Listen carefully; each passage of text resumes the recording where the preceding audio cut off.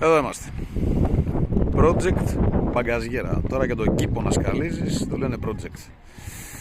Ανακατασκευή μπαγκαζιέρας και μετατροπή η σχάρα να παίρνει τα ποδήλατα πάνω με τις βάσεις εδώ.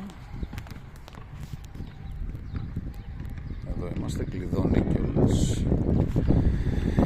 Έχει τα ημαντάκια της εδώ πέρα. Έχουμε βάλει και έναν εμείς για να μην τρέχουμε και μαζεύουμε ποδήλατα στην εθνική αν τύχει κάτι.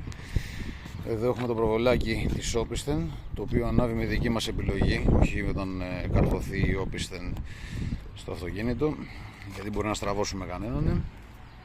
Είναι δυνατό το προβόλι. Το έχουμε για Όπισθεν χειμώνες, βράδια, σε πάρκινγκ σκοτεινά. Τακάκι εδώ για να κουτελιάζει η μπαγκαζιέρα μόλις την ξάπλωνες. Από κάτω έχουμε αλλάξει τα αμορτισεράκια μας, καινούρια. Διακλαδώσεις με κουτιά, με κουβίδι, με τα πάντα όλα. Λεμάν καινούρια, λεντόφωτα, ανακλαστήρες όπως λέει ο νόμος πίσω και μπροστά. Ποδαρικό με ρόδα, η ρεζέρβα μας. Ασφάλειες μπροστά με ναυτικά κλειδιά.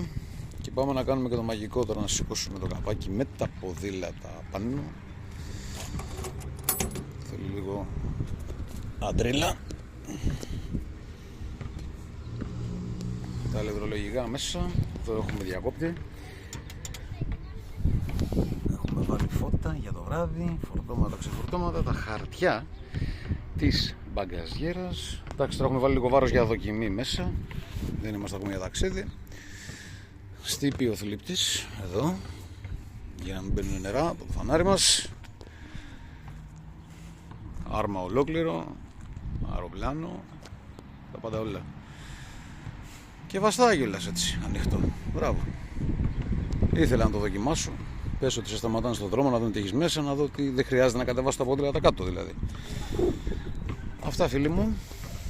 Λοιπόν, ακούω παραγγελίες.